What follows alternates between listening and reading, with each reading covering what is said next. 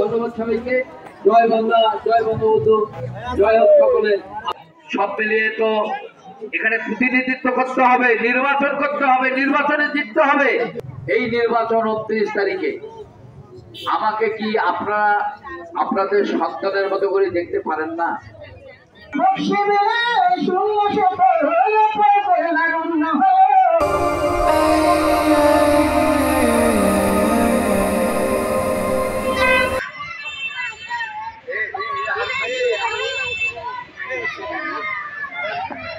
আমাদের মাঠে ইতিমধ্যে উপস্থিত হয়ে গেছেন আমাদের প্রাণপ্রিয় নেতা জনাব মোহাম্মদ জাহাঙ্গীর আলম বক্সী ভাই।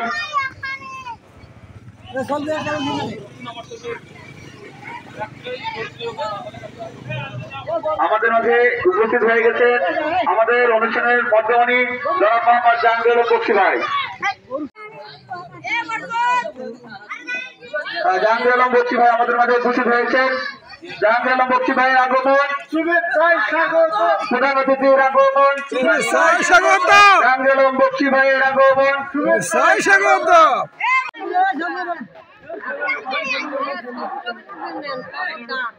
আমি আমাদের অনুষ্ঠানের বর্তমানে প্রধান অতিথি জনাব মোহাম্মদ জাহাঙ্গীর আলম বক্সী ভাইকে তার আসন গ্রহণ করার জন্য অনুরোধ জানাচ্ছি।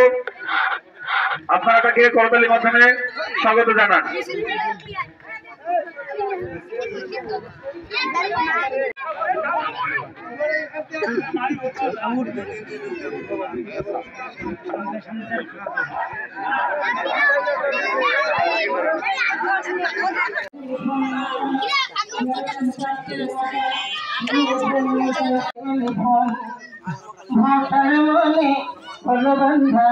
বক্সী ভাইয়ের মন আদর আমার কাছে বক্সী শূন্য শত বক্সী শূন্য শত লাগুন না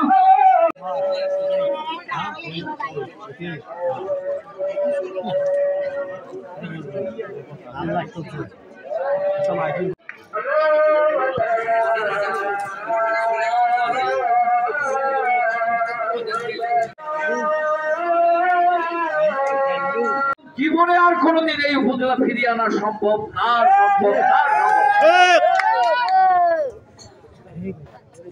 আমি অনেক কথা বিবেচনা করে, অনেক চিন্তা ভাবনা করে এই উপজেলা নির্বাচন করার জন্য সিদ্ধান্ত নিয়েছিলাম, সকলের মতামত নিয়ে।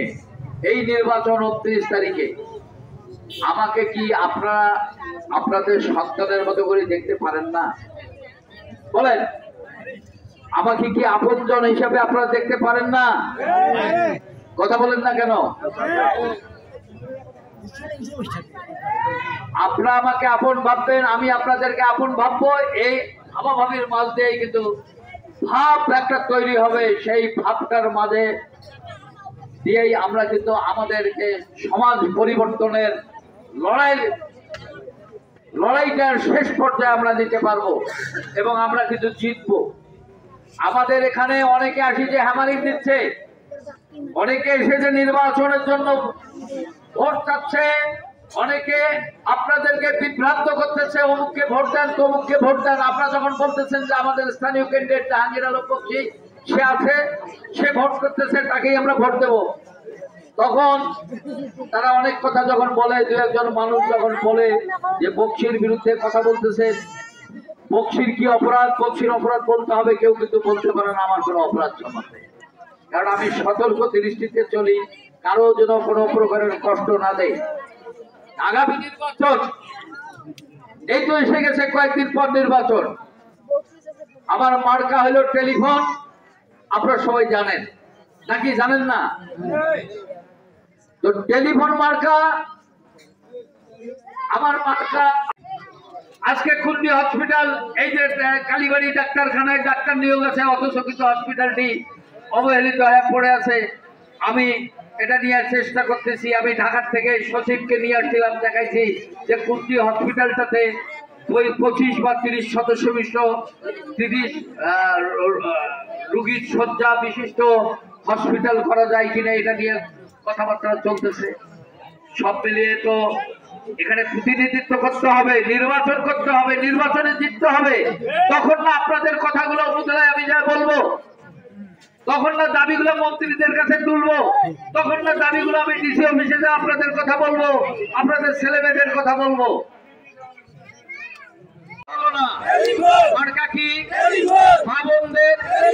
ভাই বোনদের, এলাকাবাসীর, সত্য পুষ্করণী, হরিদাবপুরের, চন্দনপাটে, মমিনপুরের, খলেয়ায়, সত্য পুষ্করণীতে মা বোনদের, আমাদের সকলের 29 তারিখ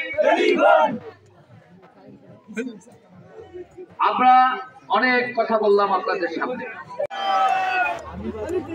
ধন্যবাদ সবাইকে। জয় বাংলা, জয় বঙ্গবন্ধু, জয় হোক সকলে। আমরা সবাই ভালো থাকবেন। আমি আপনাদের জন্য দোয়া করি, আপনাদের জন্য দোয়া করি, আপনারা আমার জন্য সবাই দোয়া করবেন। আমি যেন সুস্থ থাকতে, ভালো থাকতে পারি। আসসালামু আলাইকুম ওয়া রাহমাতুল্লাহ।